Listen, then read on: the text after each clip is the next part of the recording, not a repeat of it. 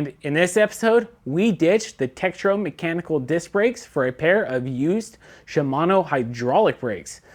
Let's get these new brakes installed and let's hit the test loop. So I picked up a pair of Shimano MT-500 hydraulic brakes, and get this, for $40. Installing the new brakes can be easy if everything is routed externally like this bike. Let's get the bike in the stand and get to work.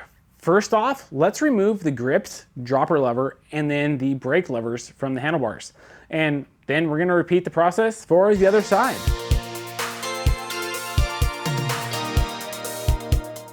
For the front brake, we are going to need to loosen up the hose clamp and then remove the caliper from the fork lowers. And before we can remove the rear brake, I need to remove the zip ties that route the cables to the rear. And with that done, we can remove the caliper from the rear mount.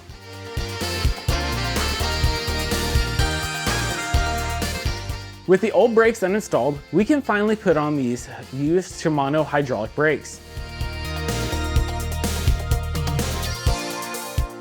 Hey, drop a comment down below and let me know what you think should be the next upgrade. Don't make the same mistake that I did. Be mindful of where the cable should be on the frame. I had to remove the caliper and reinstall after moving the hose to the inside of the frame. And speaking of the hose, hopefully I won't have to cut down the hose, but you know, we'll see. Time to redo all the zip ties that route the cables. Here's a pro tip, pick colored zip ties to help accent the bike. Hey, real quick, as I install these brakes, if you're enjoying this video, hit that like button and you'd be amazed how much it actually helps the channel grow. Subscribe so you don't miss out on the next episode of the upgrade series.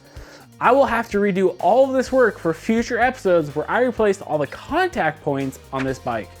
Get subscribed so you don't miss that video. I actually think replacing all the contact points is gonna make a bigger difference than some people might think. Unfortunately, the hose is too long, so we're gonna have to trim a bit off. Thankfully, I have all the pieces needed to make it happen.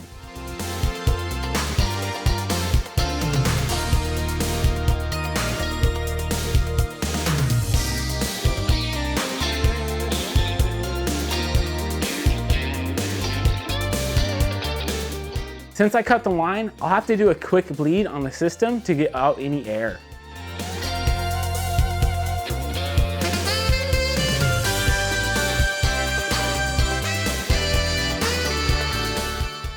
With these new brakes installed, let's hit the test loop and see how the new brakes do. Seeing as the new brakes aren't gonna make me climb any faster, I'm gonna move straight to the downhill times. And in all honesty, I have come to the realization that with the current dropper post installed on the bike, it's severely inhibiting my ability to put down a consistent effort on the climbs.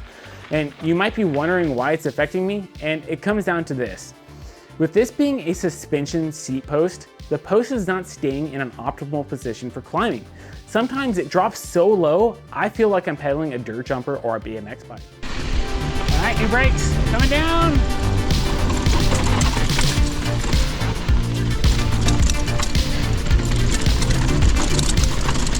With the addition of the hydraulic brakes, immediately I noticed that the brakes were significantly more powerful, but more importantly, they were way more consistent.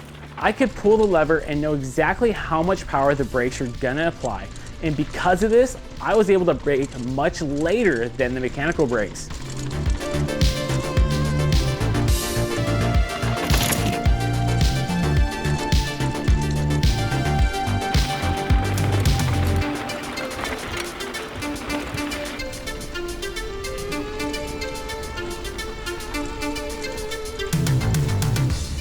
All that shows because I put in a time of 1 minute and 48 seconds, which is 11 seconds faster than the previous best time.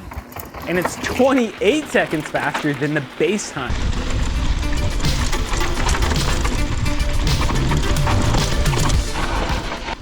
You know, I'm not expecting a huge time difference on this fast flow section of trail, but with the new brakes, I put in a time of 1 minute and 26 seconds.